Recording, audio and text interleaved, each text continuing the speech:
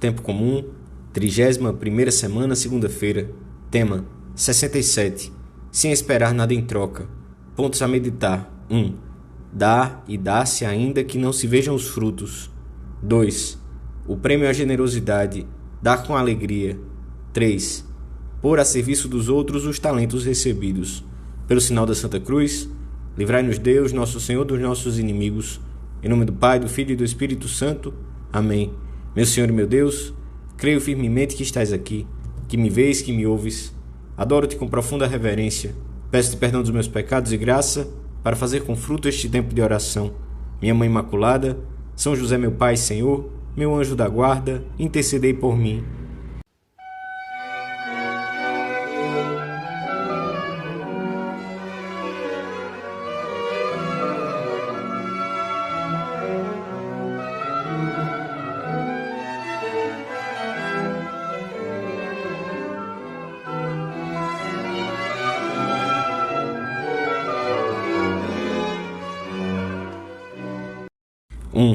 Jesus foi convidado para almoçar em casa de um dos fariseus importantes do lugar. E uma vez mais utiliza a imagem do banquete para nos transmitir um ensinamento valioso sobre o que devemos fazer pelos outros e o modo de levá-lo a cabo. Dirigindo-se ao que tinha convidado, disse-lhe: Quando deres um almoço ou jantar, não convides os teus amigos, nem os teus irmãos, nem os parentes, nem os vizinhos ricos, para que não aconteça que também eles te convidem e te paguem com isso. A seguir, indica a quem se deve dirigir o convite: aos pobres, aos coxos, aos cegos. E dá razão desse critério. Serás bem-aventurado, porque esses não terão com que retribuir-te. Receberás a recompensa na ressurreição dos justos. Os amigos, os parentes, os vizinhos ricos vê-se obrigados a corresponder ao nosso convite com outro, ao menos do mesmo nível ou superior, e, portanto, o que se gastou na ceia já terá dado o seu fruto imediato. Pode tratar-se de uma obra humana reta ou até muito boa, se a intenção for reta e os fins nobres. Amizade, apostolado, estreitar os laços familiares.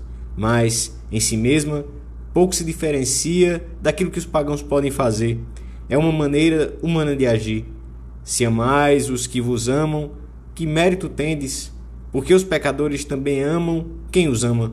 E se fazeis bem aos que vos fazem bem, que mérito tendes? Porque os pecadores também fazem o mesmo. Dirá o Senhor em outra ocasião. A caridade do cristão vai mais longe, pois inclui e ultrapassa ao mesmo tempo o plano natural, aquilo que é meramente humano. Dá por amor ao Senhor e sem esperar nada em troca. Os pobres, os mutilados, nada podem devolver, pois não possuem nada. Então, é fácil ver Cristo nos outros. A imagem do banquete não se reduz exclusivamente aos bens materiais. É a imagem de tudo o que o homem pode oferecer aos outros: consideração, alegria, otimismo, companhia, atenção.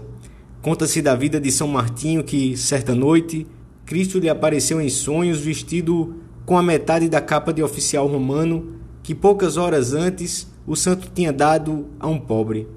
Martinho olhou atentamente para o Senhor e reconheceu a capa. Ao mesmo tempo, ouviu Jesus dizer aos anjos que o acompanhavam, num tom de voz que nunca esqueceria: Martinho, que é apenas um catecúmeno, cobriu-me com estas vestes. Imediatamente, o santo lembrou-se de outras palavras de Jesus: Todas as vezes que fizestes isto a um destes meus irmãos mais pequeninos, a mim o fizeste. A visão encheu-o de paz e de alento, e pouco tempo depois administravam-lhe o batismo. Não devemos fazer o bem esperado uma recompensa nesta vida. Devemos ser generosos no apostolado, na esmola, nas obras de misericórdia, mas sem esperar receber nada por isso. A caridade não busca nada. A caridade não é interesseira. Devemos dar, semear, dar-nos, ainda que não vejamos nem frutos, nem correspondência, nem agradecimento, nem benefício pessoal algum. O Senhor ensina-nos nesta parábola a dar liberalmente, sem calcular retribuição alguma. Um dia, recebê-la-emos em abundância. 2. Não se perde nada do que levamos a cabo em benefício dos outros. Quem dá em abundância dilata e enriquece o seu coração, torna-se jovem e aumenta a capacidade de amar. O egoísmo encolhe a pessoa, limita o seu horizonte pessoal, tornando-o pobre e estreito. Quando não vemos os frutos do nosso sacrifício, nem colhemos dele agradecimento humano algum, basta-nos saber que o objeto da nossa generosidade é o próprio Cristo. Nada se perde. Não vedes agora, comenta Santo Agostinho, a importância do bem que realizais. O lavrador, ao semear, também não tem diante dos olhos a colheita, mas confia na terra. Porque não confias tu em Deus? Chegará um dia que será o da nossa colheita. Pensa que nos encontramos agora nas fainas da semeadura, mas plantamos para colher mais tarde, conforme diz a Escritura. Vão andando e choram, espalhando as suas sementes. Quando voltarem, virão com alegria, trazendo seus feixes. A caridade não desanima se não vê resultados imediatos. Sabe esperar, é paciente.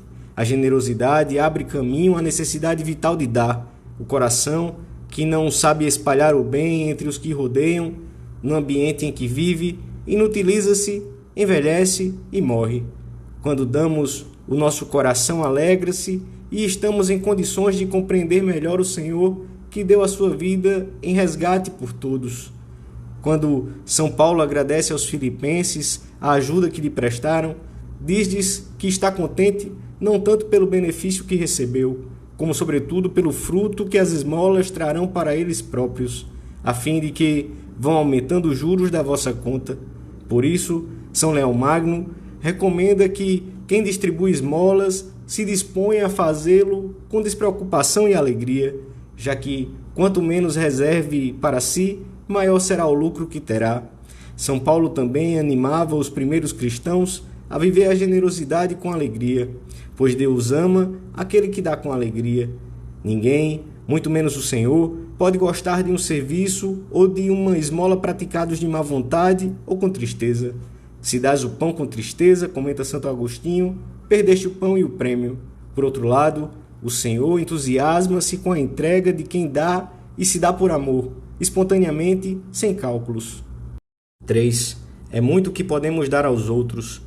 Podemos dar-lhes bens materiais, ainda que seja pouco, se dispomos de pouco, tempo, companhia, cordialidade. Trata-se de pôr ao serviço dos outros os talentos que recebemos do Senhor. Eis uma tarefa urgente: sacudir a consciência dos que creem e dos que não creem, fazer uma leva de homens de boa vontade, com o fim de que cooperem e proporcionem os instrumentos materiais necessários para trabalhar com as almas. O Evangelho da Missa ensina-nos que a melhor recompensa que podemos receber na terra é termos dado. Com isso termina tudo. Nada devemos recordar aos outros, nada lhes deve ser exigido em troca. Ordinariamente, é melhor que os pais não recordem aos filhos o muito que fizeram por eles, nem a mulher ao marido as 1000 ajudas que em momentos difíceis soube prestar-lhe, os desvelos, a paciência, nem o marido à mulher o trabalho intenso que lhe custa levar a família para frente. Tudo fica em melhores mãos quando é anotado unicamente por Deus na história pessoal de cada um. Devemos mesmo aceitar de antemão que as boas ações que levamos a cabo sejam mal interpretadas de vez em quando. Vi rubor no rosto daquele homem simples e quase lágrimas em seus olhos.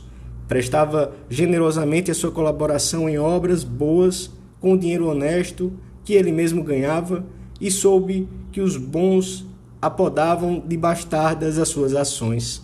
Com ingenuidade de neófito, nestas batalhas de Deus, sussurrava: estão vendo que me sacrifico e ainda me sacrificam. Falei-lhe devagar, beijou o meu crucifixo e a sua indignação natural trocou-se em paz e alegria. O Senhor manda-nos compreender os outros, ainda que eles não nos compreendam.